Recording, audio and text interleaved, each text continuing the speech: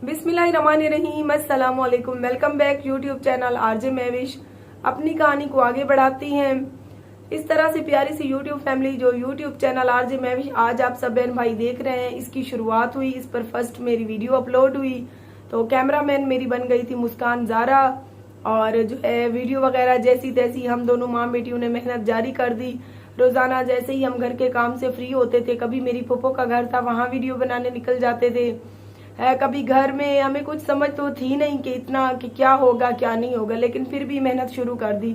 अभी हमारे YouTube channel RJ Mahwish को 10 से 15 दिन हुए थे कि हमारे इलाके से चंद ऐसे बदतमीज लोग जो खुद को कहते तो मर्द थे लेकिन मर्दों के नाम पे धब्बा थे, उनकी नजरों से जैसे ही वीडियोस गुजरी उनको पता चला कि ये हमारे इस इलाके की है, तो वो फौरन थाने पहुंच गए मेरे खिलाफ दरख्वास्त देने के लिए कि ये औरत हमारे इलाके से बेहयाई फैला रही है।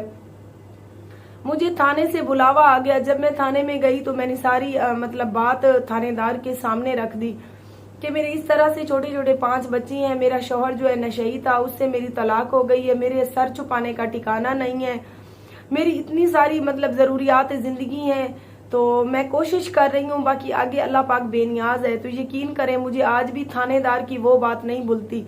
उसने इस तरह से मेरा मजाक उड़ाया था, कहने लगा बीबी अगर यूट्यूब चैनल बनाकर लोग पैसे कमा रहे होते तो हम यूं थाने में ना रुल रहे होते, हम भी आपकी तरह आराम से घर बैठते और मजे से एक वीडियो बनाकर अपलोड करते और ढेरों पैसे कमा लेते, तो लिहाजा तुम जो है ये बेहयाई फैलाना बंद कर दो। उस दिन प्यारे बहन भाइयों जब मैं थाने से वापस आई तो मैं इतनी मुस्कान के गले लग कर रोई थी, लेकिन उस टाइम मुझे रोने के लिए एक कंधा मुयस्सर था। हम दोनों माँ बेटियां एक दूसरे का सहारा थीं, एक दूसरे की दोस्त थीं। मुझे ऐसे लगता था कि मेरा हर रिश्ता मुस्कान के साथ है। अगर मैं तकलीफ में होती तो माँ समझकर मुझे वो गले लगा लेती थी, अगर मुझे कोई तकलीफ होती तो मैं छोटे बच्चों की तरह अपनी ही बेटी के साथ लाड कर लेती थी। तो इस तरह से प्यारे बहन भाइयों जिंदगी के दिन गुजरने लगे, लेकिन मैंने भी थानेदार की बात को आया गया करके अगली सुबह फिर से वीडियो अपनी अपलोड कर दी।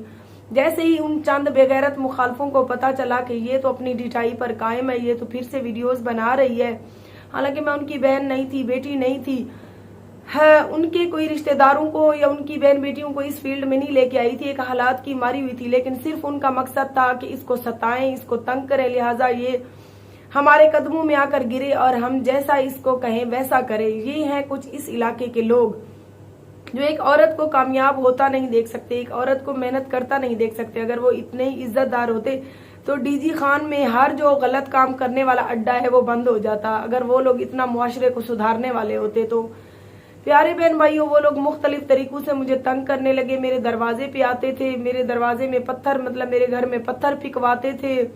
कभी 4-4, 8-8 बंदे होकर मेरे दरवाजे पर आ जाते थे कि अपना नंबर दो, हमसे कांटेक्ट करो, हमसे राब्ते में रहो, हमारी तरफ आओ, हम तुम्हारी वीडियोस भी बनवाएंगे, हमारी गाड़ियां भी हैं, हमारे साथ घूमो फिरो।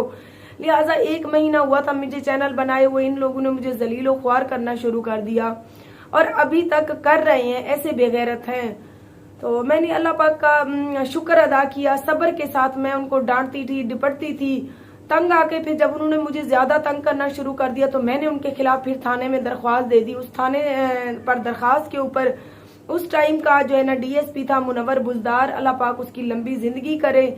मुझे नहीं पता कि इस टाइम वो बंदा कहाँ है कहाँ नहीं है। तो उसने इन बंदों को पकड़ा, इनके ऊपर FIR दी और इनको थाने में बुलाकर मुझसे माफी भी मंगवाई कि एक औरत को क्यों आप लोग तंग कर रहे हो, वो अच्छा कर रही है, बुरा कर रही है, अपना और अपने बच्चों का कर रही है, तुम लोगों की बहन बेटियों को तो नहीं लेकर आई, आप लोग एक औरत को क्यों सताते हो, क्यों उसके दरवाजे पर जाते हो। लिहाजा मैंने जो थाने में FIR दी थी, आपको पता है थाने में वहां पर नंबर देना पड़ता है। प्यारी सी यूट्यूब फैमिली वो थाने में जो मैंने अपना नंबर दिया था, यकीन करें उधर से जब उन लोगों ने मुझसे माफिया मांग कर वो लोग छूटे तो उन्होंने मुख्तलिफ तरीकों से मेरे नंबर सोशल मीडिया पर डाल दिया और मुझे मुख्तलिफ धमकियों की वाइसें करने लगे और कुछ ऐसी ऐसी गंदी वाइसें करते थे मुझे कि तुम तो 500 पर ये करवाने वाली हो, आज तुम यूट्यूबर बनने निकल पड़ी हो, बड़ी इज्जतदार हो, हम अगर दोस्ती का कहते हैं तो इज्जत के साथ हमारे साथ भी दोस्ती रखो, फिर सुकून से अपना चैनल भी चलाओ, तुम जैसी इज्जतदार तो होती नहीं है कि हमारे सामने शरीफ बनने का ये नाटक खत्म कर दो वरना तुम्हारा ऐसा अंजाम करेंगे, ये करेंगे वो। तो मुख्तलिफ धमकियों भरे मुझे मैसेज भी आते थे, वाइजें भी आती थी। वो वाइजें मैंने अपने यूट्यूब चैनल पर जब अपलोड की तो उन लोगों ने मेरे चैनल पर रिपोर्टें लगवाई और वो वाइजी और अपने वो सबूत मिटवा दिए। तो वक्त गुजरता रहा, आहिस्ता आहिस्ता प्यारे बहन भाइयों मेरा चैनल 2 से 3 महीने में ग्रो कर गया, चैनल मोनेटाइज हो गया। और यकीन करें 2019 की वो बात है जब मेरी पहली इनकम आई थी, मुझे आज अच्छे तरीके से याद है, मेरी पहली इनकम आई थी 1 लाख रुपए, तकरीबन 1 लाख कुछ हजार। उसमें से मुस्कान ने कहा अम्मी हमने इतने ढेर सारे पैसों का क्या करना है। उस दिन हम दोनों माँ बेटियां इतनी खुश हुई और हमने अपनी फर्स्ट इनकम की वीडियो बनाकर जब यूट्यूब पर अपलोड की तो हमारे मुखालिफिन को जैसे आग लग गई, जैसे उनकी जेब से हमने निकाल लिए हों। है कि हमारे इलाके से ये औरत हमसे दोस्तियां किए बगैर अपनी इज्जत अपना पाक दामन बचाए हुए ये इतनी तरक्की कर गई कि आज लाखों में ये खेलना शुरू हो गई है। तो प्यारी सी यूट्यूब फैमिली, इन्होंने मुझे मजीद जलील करना शुरू कर दिया। फिर इनको कुछ समझ नहीं आई थी, इन्होंने यूट्यूब के चैनल बना लिए और मेरे ही खिलाफ बेहुदा मतलब गलत बातें करने लग गए, लोगों को मेरे खिलाफ करना शुरू हो गए कि ये जो आरजे महविश है ये तो ऐसे किरदार की है हमारे इलाके की, हमें इसका अच्छे तरीके से पता है, आप लोग लिहाजा इसके चैनल पर जाकर इसकी वीडियोज ना देखें, इसके चैनल को अनसब्सक्राइब करें, इस तरह की बातें। तो मैं फिर भी बर्दाश्त करती रही और अल्हम्दुलिल्लाह मेरी पहली इनकम से, मेरी फर्स्ट इनकम से मैंने किया था उम्रा। उस टाइम 88,000 मेरे उम्रे के लगे थे और अल्हम्दुलिल्लाह अल्लाह पाक का मैं शुक्र अदा करती हूँ कि मेरी फर्स्ट इनकम से मैंने उम्रा किया तो मेरे दिल को सुकून हो गया। फिर अल्लाह पाक ने मुझे इतना सब्र दिया, जितना लोगों ने मेरे ऊपर खिलाफ मेरी बातें की, मुझे बेखुदा इल्जामात से नवाजा, मुझे तंग किया मुख्तलिफ तरीकों हिलू बहानों से, लेकिन मैंने सब्र का दामन हाथ से नहीं छोड़ा। अपने छोटे छोटे बच्चों की तरफ देखती गई, एक एक पाई जोड़ती गई। जैसे ही मेरी हर महीने की इनकम आती थी मैं उसमें से 20 से 30,000 से मुश्किल से अपने घर को चलाती थी। बाकी जो 70,000 होता था, 80,000, 1 लाख, 1.5 लाख, इस तरह से प्यारे बहन भाइयों मैं जोड़ती गई।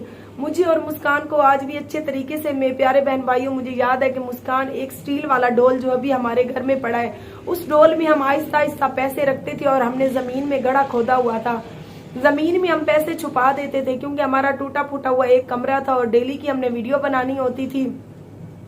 तो हम जब बाहर निकल जाते थे वीडियो बनाने तो हमें टेंशन होती थी कि अल्लाह ना करे कुछ ऐसे मुखालिफ जो हमारे ही इलाके के हैं हमारे घर घुसकर ताला तोड़कर शायद मेरी इनकम न ले जाएं। और बैंक में भी मेरा दिल नहीं करता था कि मैं बैंक में अपने पैसे जो है रखूं।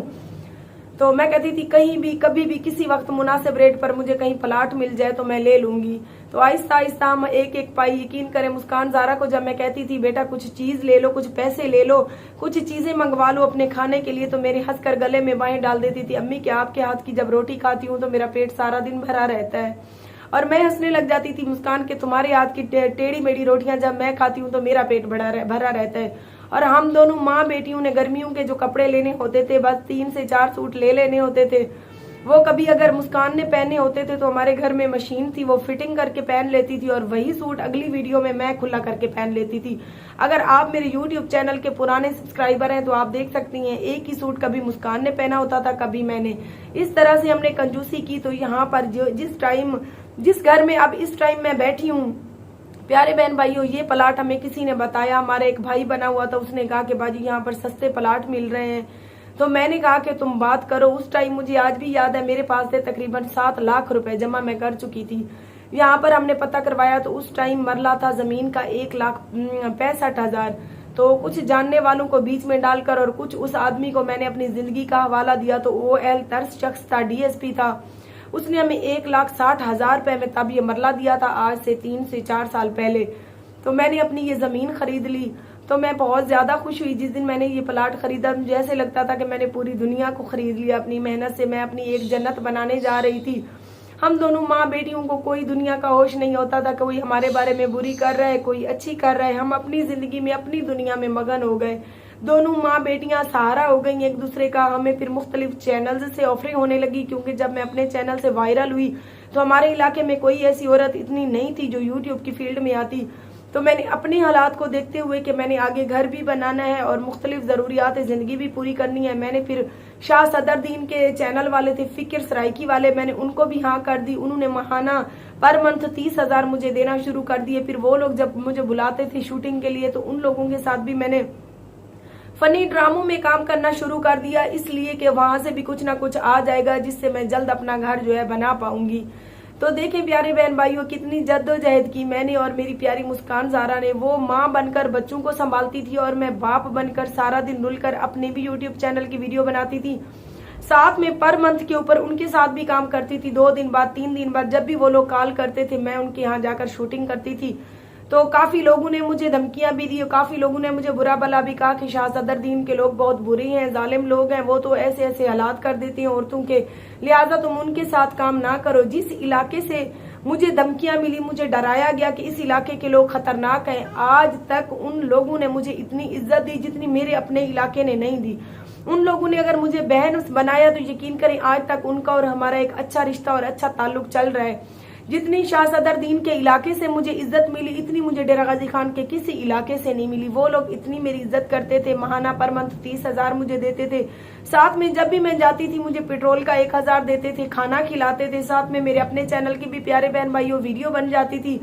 जिंदगी इसी तरह आहिस्ता आहिस्ता चलने लग गई। ये जो मेरा अभी साहब का शौहर है जिसने मुझे चैनल बनाकर दिया था, इसने अपनी मोबाइलों की दुकान बेच दी, ये भी दुबई चला गया। इसका और मेरा काफी राब्ता फिर कम ही होने लगा क्योंकि मैं अपनी जिंदगी में मसरूफ हो गई थी और ये दुबई चला गया तो ये अपनी जिंदगी में मसरूफ हो गया था। इस तरह से वक्त अपनी रफ्तार से दौड़ता रहा। कभी कभार मेरे चैनल पर किसी चीज का इशू आ जाता था तो मैं इससे राब्ता करती थी तो ये मेरी चैनल की सेटिंग कर देता था। बाकी अल्हम्दुलिल्लाह जो मेरे आने लगे, मैं आहिस्ता आहिस्ता आप सबको पता है अपना घर बनाने लग गई। जब मेरे घर को बनता लोगों ने देखा तो ऐसे भी कुछ मेरे प्यारे बहन भाई जिनकी आज तक मैं अच्छाई याद किए हुए हूँ, जैसे ही मैंने वीडियो लगाई कि प्यारे बहन भाइयों मेरी वीडियोस को ज्यादा देखो ताकि आपकी बहन जिन हालात और तकलीफों से गुजर चुकी है अपना एक आशियाना बनाने जा रही है, तो वहां पर मैं उन बहन भाइयों की जरूर शुक्रगुजार और उनका शुक्रिया अदा करूंगी जिन्होंने उस टाइम में जब घर बना रही थी मैंने पहले एक ईंटों की ट्राली डलवाई और बिस्मिल्लाह करके जब काम शुरू किया तो उसी टाइम उसी महीने अल्लाह पाक ने इतना मुझे नवाजा कि मैं जितना रब्बे करीम की जात का शुक्रिया अदा करूं कम है। तो सबसे पहली जो इमदाद मुझे मिली थी, अल्लाह पाक जन्नत में जगा दे, अल्लाह पाक उस बंदे को उसकी कब्र को रोशन करे, वो था एक शाह सदर दीन का जावेद जरवार जो कोरोना की वैक्सीन लगवाने की वजह से तब कोरोना का मामला उठा तो उसने वैक्सीन लगवाई तो रिएक्शन कर गई तो वो हमसे और अपने प्यारे घर वालों से बिछड़ गया। वो सऊदी अरब में होता था। उसने मेरी वीडियोस जब देखी तो उसने अपना नंबर मेरे चैनल पर भेजा। मैंने जब उसके साथ कांटेक्ट किया और उसने कहा कि मैं इतने अरसे से आपकी वीडियोस देख रहा हूँ, माशाल्लाह आपकी हिम्मत को सलाम करता हूँ, लिहाजा मैं अपने दिल से 2 लाख रुपए आपके घर के लिए इमदाद देना चाहता हूँ। 2 लाख रुपए जावेद जरवार मरहूम ने मुझे दिए थे। एक ट्राली में अपनी ईंटों की डलवा चुकी थी, दूसरी जो है ना उसके पैसों से ईंटें आई थी। तो जिस शख्स ने मेरा आशियाना बनाया अल्लाह पाक उसकी कब्र को रोशन करे, उसके गुनाहों को माफ करे, उसके बच्चों की लंबी जिंदगियां करे। और दूसरी इमदाद जो मिली थी वो था मलिक इमरान, जामपुर से उसका ताल्लुक था और वो भी उस टाइम सऊदी अरब में था। उसने भी अपना नंबर भेजा कि मैं भी आपके बच्चों के लिए कुछ ना कुछ भेजना चाहता हूँ। तो जब उसके साथ मैंने प्यारे बहन भाइयों राब्ता किया तो तकरीबन 3.5 से 4 लाख रुपए उस बंदे ने मुझे घर बनाने के लिए इमदाद की थी। 1.5-2 लाख एक बार दिए, 1.5-2 लाख फिर उसने दूसरे महीने दिए। इस तरह से मेरा काम नहीं रुका। फिर अगले जो महीने का काम था वो मेरी भी कुछ इनकम आई और साथ में अल्लाह पाक लंबी जिंदगी करे हमारे करीम बख्श भाई कस्बा गुजरात से जो आज भी मेरे और मेरे बच्चों के लिए खैर ख्वाह हैं, हमारी सारी वीडियोस देखती हैं।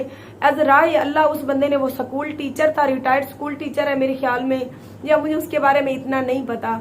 तो वो हमारे घर चलकर आया। यकीन करें ढेर सारी दुआएं, ढेर सारी चीजें मेरे बच्चों के लिए और साथ में 1 लाख रुपया उसने हमें इमदाद दी थी। प्यारे बहन भाइयों गिनते जाएं आपके मुझे अल्लाह पाक ने कितना ऐसे अच्छे बहन भाई दिए जिन्होंने मेरी इस घर को बनाने में सपोर्ट और इमदाद की। उसके बाद एक अमेरिका से नसीम थी बहन, उसकी जो है ना फैमिली अमेरिका में मुकीम थी। उसने मेरे चैनल पर मेरी वीडियोस देखने के बाद अपना नंबर दिया, उससे मैंने राब्ता किया तो उसने मुझे तकरीबन 2.5 से 3 लाख रुपए उसने मेरे घर के लिए इमदाद दी। उसके बाद फातिमा अहमद, इस टाइम भी वो मेरे साथ राब्ते में है, टच में है। फातिमा बहन मेरा घर बनवाने के लिए 1 लाख रुपए उस टाइम उसने दिए थे। ये वही फातिमा अहमद है जिसके नाम की इस ईद पर हमने कुर्बानी की है, जिसके नाम की बकरी ली है, हमने जिबा करवाई है, वो पैसे उसने अपनी कुर्बानी के लिए भेजे थे। वो फातिमा अहमद आज भी मेरे साथ राब्ते में है, 1 लाख रुपए उसने दिए। तो इस तरह से करते करते ऐसे अच्छे लोग आए जिन्होंने मुझे 25 से 30 लाख रुपए की इमदाद दी और मेरा घर का काम जो है रुकने नहीं दिया। मेरा घर का काम चलता मेरा घर छतों को पहुंच गया। तो अगली कहानी सुनने के लिए अगली सुबह का इंतजार करें।